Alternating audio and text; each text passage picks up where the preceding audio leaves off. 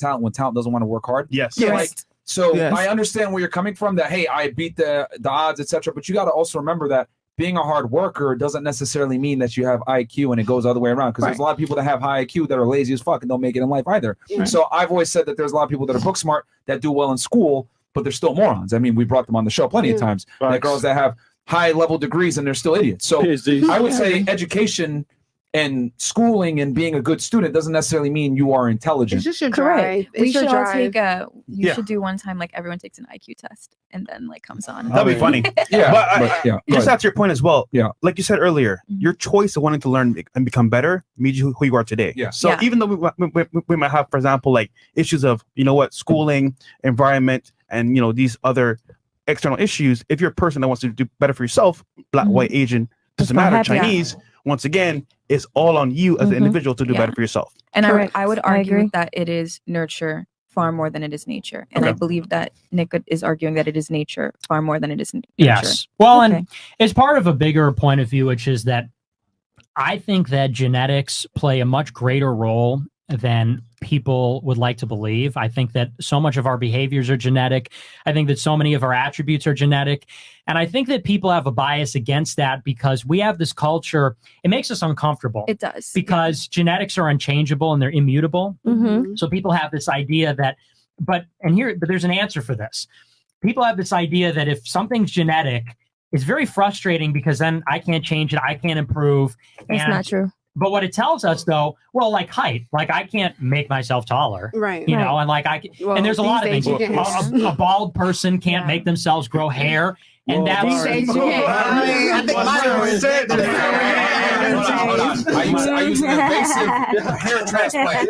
Genetically, I would have been bald, so he's correct. So the point is that although the reality might be that genetics matter a lot, I think have a tendency to. It's wishful thinking that it's not so. Here's the thing, though. When it comes to these attributes, the answer is yes, inequality is real. It should make us uncomfortable. It's a fact. We see it all the time. And so many of the culture war issues are about inequality. Like when you look at the dating stuff or the sex incel stuff, it's about inequality. Gender stuff, it's about inequality. Race stuff, inequality. And the answer to inequality is that people are more than matter. People have souls. People are not just, what their product of their labor is or their house or how tall they are. People are created by God. So the answer to inequality is not to ignore it and not to get offended by it or make it uncomfortable. We have to take those things into account to govern society because we can't solve problems if we don't know the real causes. And so I posed earlier, what's the persistent fact is black and white inequality. What's the answer? Is it racism or circumstance, or is it genetics? People should be open-minded about the genetics because we want to solve it, but we should love people regardless of, whether that inequality is baked in or it's a result of discrimination. So that's just my thesis. I mean, you package it really nice. I got a question. Okay, and then her. Okay. Yeah. So I want to talk about something else more fun, but like what? Like but no, but you just had me think. You just had me think about something. Because if it's genetics, right? So why is it when the slaves came over who were kings and queens, their offsprings didn't transform, I guess, or bring those king and queen qualities and attributes? I don't think they brought kings and queens over. Because what happened is that not kings and queens. Okay, let me not mud it. Okay, cool. Well, but blacks sold other blacks into slavery. They were captured in wars. So, but again, you said it was genetic. So there were smart blacks that got brought over here because we wouldn't have half of the shit that we have if we didn't have the smart blacks that came over. Well, and here's the thing. I mean, you look at African immigrants, they do way better than blacks in America. Yes, absolutely. We're not talking about African Americans, so let's not muddy the waters. We're talking about African immigrants, right? We're talking about slaves. I'm not talking about African Americans. I'm talking about, well, here's the point I'm trying to make, though, is that the descendants of African slaves have, you say American blacks have a much lower income and wealth than whites. But you look at African immigrants like Nigerians or others, they have a higher average income than whites. That's because the immigrants are selected. The people that come here from Africa today as immigrants are already pre-selected. In other words, we're not just getting a bunch of people, we're getting people that are going to school on a visa, or they're an engineer on a visa or something like that.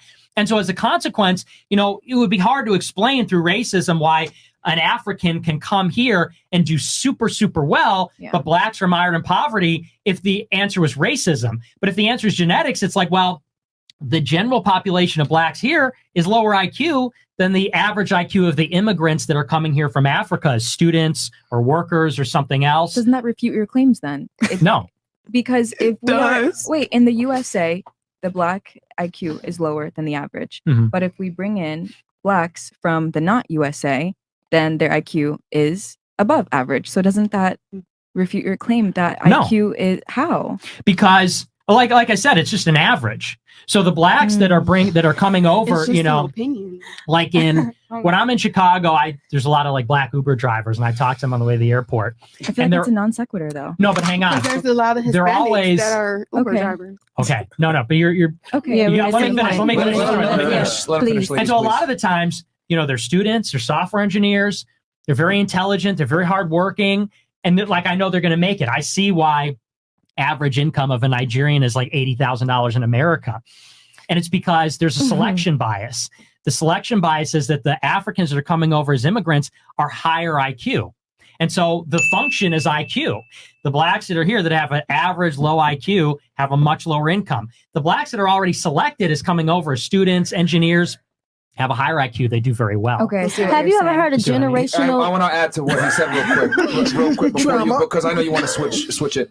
He's correct, because to get an F1 visa, you have to get accepted by some type of university coming to the United States. So that in itself screens out a lot of people that otherwise were morons or wouldn't be able to. Just off of the F1 visa program itself, that screens out a lot of retards. So they're grown to become better. Because they can't get an F1 visa and come here unless they can get accepted to a school which meets the requirements of university, which are already going to beat a lot of Americans out that don't go to college. Sorry, so I was going to ask you, have you ever heard of generational curse? So you keep talking about genetics. Like, I inherited some bullshit from my daddy because he lazy and all that type of shit. But that was because he became Americanized. But in Haiti, they know their culture. They know who they are. They're embedded in who they are. So you're gonna get the Nigerian that is doing the things and all of the things. I don't know how to talk, but I mean, you understand what I'm saying, right? So you're gonna get the Nigerian that do all of the things.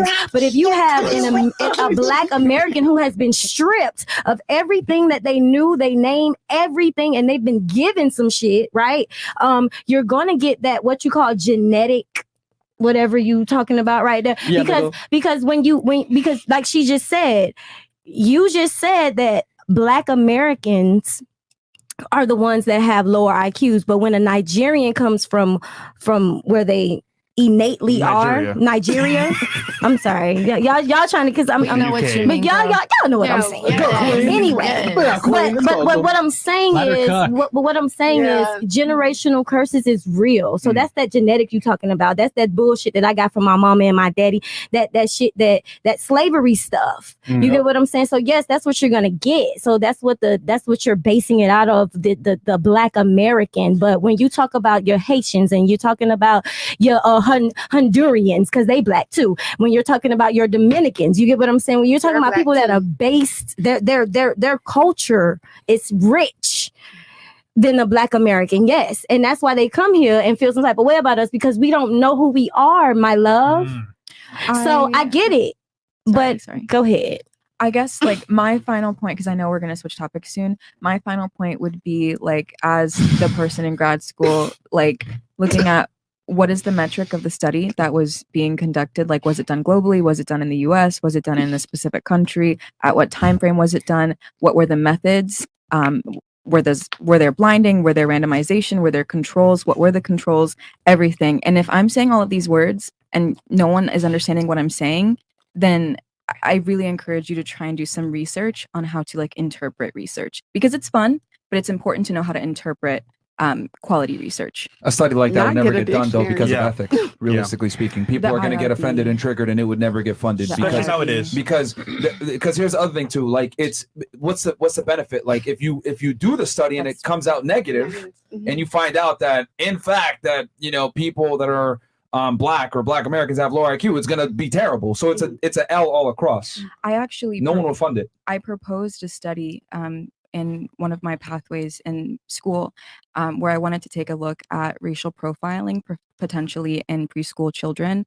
And my mentor said, well, Clammy, if you are doing this study and you find that Black children do get expelled more or they are racially profiled, then it begs the question, like, okay, are they more misbehaved? Are they more are they targeted more?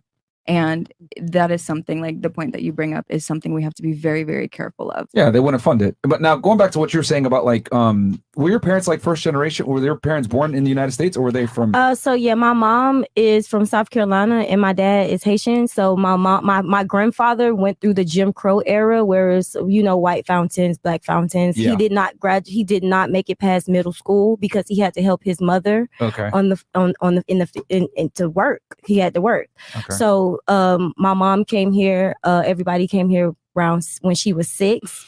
So yeah, it is that South mentality. Like it is. I can only give you what I know, what I got. Because this is what I know and this is what I got. I think that's a cop-out because the reality is you're worse off immigrating from a foreign country, not knowing the language, coming over here and trying to make a way than someone that was born and raised here with all the opportunities. People might say, oh, welfare, I'm a product of government cheese and, Section 8, whatever. You're still better off than someone coming from like a Nigeria, a Haiti, whatever. The reality is that it's not necessarily that a lot of Black Americans are unsuccessful because they're Black, is because they're just fucking lazy. Whereas you take an immigrant from Africa, they come over here and they figure out a way to make money, not even knowing the language, not knowing the culture, not knowing anything, and they figure it out. Fair point. And I think the reason why is because they don't have the opportunities in their country. They come over here, they actually appreciate it, they thrive in it, and then they make something of themselves versus someone that was born here, they're entitled to it, they think they deserve it, and then they complain and cry about why they're not where they want to be, and they blame it on the white man when in reality they're just lazy. I agree with some of that, but I don't agree with all of that because we could go back to the system. It's systematically worked. I was about to bring that. It's systematically worked. They drop things. Come on, man. Black people have been trying to be. They bombed the whole black market. Come on, y'all. Let's not act like we didn't never ever. Let me ask you this then. Who has more opportunity? Someone coming here from a poor third world country in Africa, or someone that's been systematically impressed in the United States? Who has more opportunity? Mm-hmm. Well, obviously the one that's here. Yeah, the American dream. Yeah, let's talk about it. So explain to me how someone that's born here, raised here, has the language, has a U.S. citizenship, which people die to come here and get all the time. Explain to me why they're a failure when someone comes here, doesn't know anything, comes here on a visa, makes their way up, gets a visa to stay here from getting a job and being productive. Not everybody, and then they earn their ability to get a U.S. citizen, and they make it further than the person that was born here that had inherent advantages. I feel you, but what happened? Hold on. Yes, they were systematically oppressed. Cool, I get that. But third world poverty is always going to be way worse than American poverty and being oppressed. Okay, so what happens when a Cuban and a Haitian come? Because I feel what you're saying. I get it all, but at the same time, it's different when you could come here and you could just get off a ship and you could get more than me than what I work. I'm an American and I work hard. They get a check. They get food stamps. They get everything. Come on. And then I'm working in a system where I see it all the time. It ain't a lot of black people coming in. And where I'm at, acting like they entitled. Are you talking about the Cuban wet foot, dry foot? Yes, policy? and I was okay. You know what's that from? Right. I was trying to get there. You're talking about that. Go ahead, take it off. How about this? What's better? Okay, you're born and raised here. You can speak the language. You have free education, right, all the way up until college, and you have an American citizenship. Or you come here from Cuba, don't speak the language, don't have any status. Your ability to travel is limited. You don't have any documents to be able to go ahead and get a driver's license or get a job or anything else like that. And you still get everything, bro. No, hold on. And you get let's say a couple $1,000s, right? Through the wet foot, dry foot situation. Who's better off, realistically speaking? The person that's coming here off the boat, bro. No, so hold on. Can I just real quick? So am I wrong? So basically, for me, right? I'm from Barbados. Okay. I came here 7 years ago, right? Obviously speaking, I'm not from here, and I didn't even have a job, but what I saw was opportunity. So my mindset is, all right, I'm from a small island, not as successful, not as wealthy, but I come here for opportunity. But at the same time, I saw my peers that were over here, been here for years. They were born in America. They were literally working the same job as me when I got a job, just lazy, doing the same stuff. You know what? I'll be here for 40 years. I'm happy. And I was like, hold on, what's the difference between that person and me? It's the mentality. Mindset. So the environment, I agree with you, does breed comfort and I want to say laziness. However, as an individual, if I want to do better for myself and my family, it's up to me to make that choice. So ultimately, I'm saying here, like, it is up to that individual to make a choice. Now, the environment does play a part in it, but once again, it's up to that person. So okay, my problem with what you and Myron are doing right now, y'all are taking a select few of people and generalizing it. Because there are not that many immigrants coming over here and just being fucking fantastic and amazing. It's not. It is a select amount of people. And at the end of the day, Myron come sit back down so he can chime in on this. Because at the end of the day, it is still harder to work within a system that is designed against you. Hold on. Once again, it is hard. I admit that. But what is it? It's a mentality. So, for example, you're right, but I'm saying y'all sitting here taking these couple of encounters and situation and acting like, look at all these immigrants coming over here and being great, and the rich and American-born blacks are just fucking lazy. That's not it. So I do agree. Okay, that my logic is I do agree that there are people that come over here and they don't have a drive, but I also know for a fact that there's a lot of people who are born here and raised here and don't have nothing going on, don't care to have anything going on. They prefer to live off of the government benefits. Now, do I feel like people who come from out of the country who are immigrants... Bring the mic closer to you so they can actually hear you. Move it closer to you. Okay. Do I feel like, you know, people who come from other countries who are considered immigrants, they feel like, yes, okay, I have something to prove. Let me come over here and let me make better of myself and my situation from where I come from. Yes, I do agree. There are some people who have that drive. However, I just don't feel like we can rationalize on saying, hey, everyone in the U.S. is just lazy. Black Americans. No, I don't know. Lazy. I don't want to say that we have it made, but I feel like we have a better opportunity than the people who come from, who are immigrants. No question. I agree. I do also feel like I'm so sorry. I do also feel like, to your point, when you're saying the whole Haitian and Cuban thing, I know Haitians that come here and I know Cubans who come here and they would just go straight to doing Uber because it's easier for them. No, but to her point. But then I also know there's Cubans and Haitians or other races, whatever it is, or nationalities for that matter, that would come here and they make a way. Right, but no, her point about the Cuban Haitian thing was with the wet food, dry food policy. If a Cuban literally if they both made it and they stepped 1 foot on the sand, they get to stay. Haitians do that same exact journey. They step that 1 foot on, they go there, it's right back to Haiti. Right. So no, we can't do that either. And Myron, what you missed, what I said was, I don't like how y'all are sitting here trying to overly generalize a select population of people, saying that immigrants who do come over and be successful, y'all making it seem like that is the norm, because it's not. Well, the reason we brought the immigration... I don't know why we talk about immigrants anyway. Hold on. What I'm saying is that immigrants that come here, right, that it shouldn't be, a lot of immigrants come here and are successful, but what I'm saying is that they have the odds stacked against them, and a lot of times they do better than people that were born here. So why is that? Because people that are here are just lazy. No, I don't think so. I think culturally, I think culturally, our mindsets are different, because I can see a family, a Mexican family come, everybody stack in one house, and then somebody buy the next house, and then somebody buy the next, because that is the mentality of the culture. They stick together. I feel like as a people, Black people, we always going neck to neck against each other, which is why we cannot ever come to an agreement or unite. So then, let's just keep it 1,000. I'm just gonna say that. I don't have to disagree, because I can't accept that only because we can't just for being Black every morning and go to work. Hold on. I can say this as a landlord. This is a fact. Statistically speaking, the most evicted race of people are who? Blacks. specifically In the African American USA. women. So my thing is this: if you don't even want to pay the fucking rent, that's a serious problem. Immigrants, on the other hand, come here, can't speak the language, don't have citizenship, can't even properly get a house or get the thing, but they always pay rent on time.